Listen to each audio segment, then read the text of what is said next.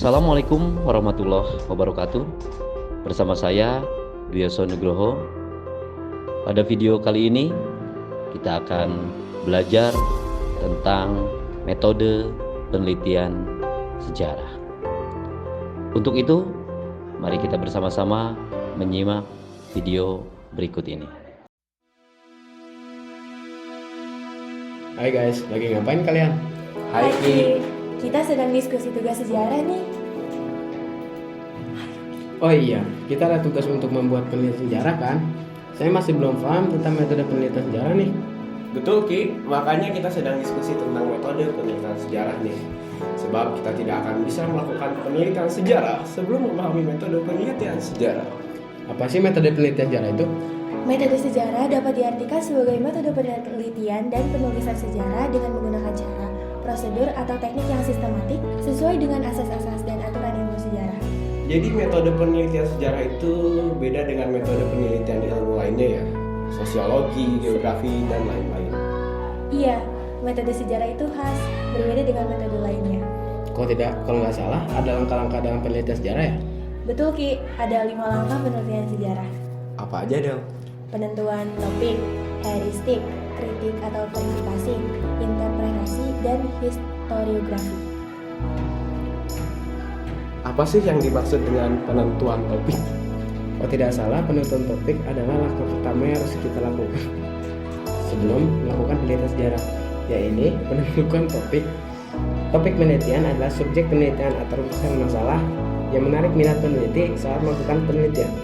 Betul Ki, selain itu ada beberapa hal yang perlu dipertimbangkan kalau kita mau menentukan topik penelitian, yaitu bermanfaat bagi masyarakat, dapat diteliti atau rasiopal, sesuai dengan keahlian yang dikuasai peneliti, dapat dijangkau, memiliki data-data pendukung atau penelitian yang relevan, menarik bagi peneliti.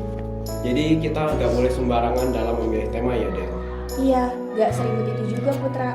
Yang penting saat kita mau menentukan topik penelitian, hal-hal yang saya sebutkan tadi perlu dipertimbangkan.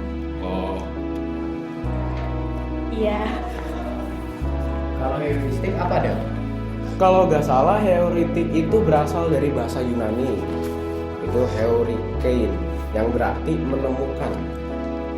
Betul Putra, dalam kegiatan penelitian sejarah, heuristik berarti kegiatan untuk mencari, mengumpulkan, dan menghimpun jejak-jejak masa lalu berupa sumber-sumber sejarah. Jadi kalau kita mau cari tugas sejarah, berarti kita sedang melakukan langkah heuristik ya? Betul Ki, berdasarkan bentuknya, sumber sejarah itu bisa kita bagi menjadi 3, sumber tertulis, benda, dan lisan.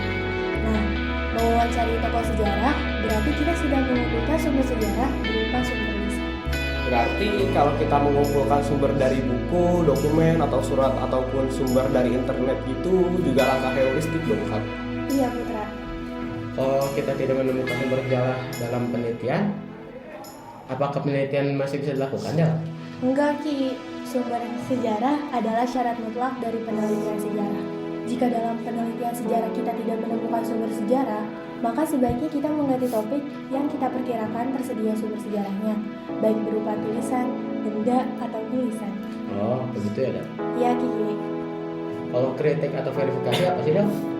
Kritik atau verifikasi adalah menguji keaslian dan keabsahan data. Jadi setiap sumber harus diuji keaslian dan keabsahannya ya? Betul Ki, karena setiap sumber dapat saja dipengaruhi oleh berbagai hal. Gimana cara melakukan pengujian sumber? Pengujian dilakukan dengan membandingkan, memilah, menghubung-hubung antar data demi mendapatkan data yang relevan dan paling mendekati kebenaran. Kalau nggak salah dalam tahap kritik atau verifikasi itu ada 2 cara ya? Kritik eksternal dan kritik internal. Apa sih itu? Kritik eksternal yaitu kritik terhadap keaslian informasi atau dokumen, seperti bahannya, dokumen dengan tulisannya, dan orangnya. Sedangkan kalau kritik internal adalah kritik atau verifikasi terhadap kredibilitas atau keterpercayaan data.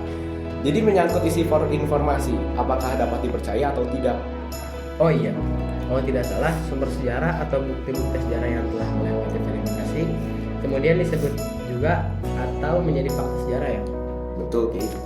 Fakta sejarah juga dapat kita lihat dari sifat dan wujudnya.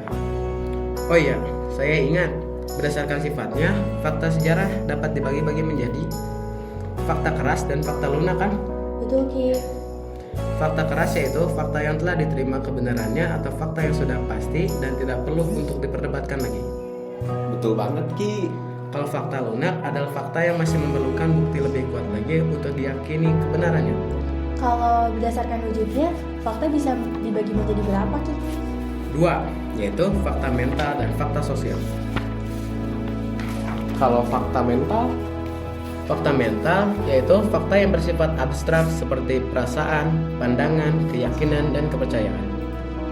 fakta sosial, Konteks hubungan antara manusia dan situasi masyarakat pada saat peristiwa terjadi. Kiki hebat, sudah paham betul tentang tahapan kritik atau verifikasi. Hehehe, lumayan dengan diskusi seperti ini, jadi lebih gampang memahami materi. kalau tahap interpretasi apa dia? Stop Bud, sampai sini dulu deh diskusinya. Jangan banyak-banyak, nanti saya lupa. Kita lanjut besok lagi. Oke Kiki, jadi diskusi kita bersambung ya. Hehehe. Demikian video kali ini.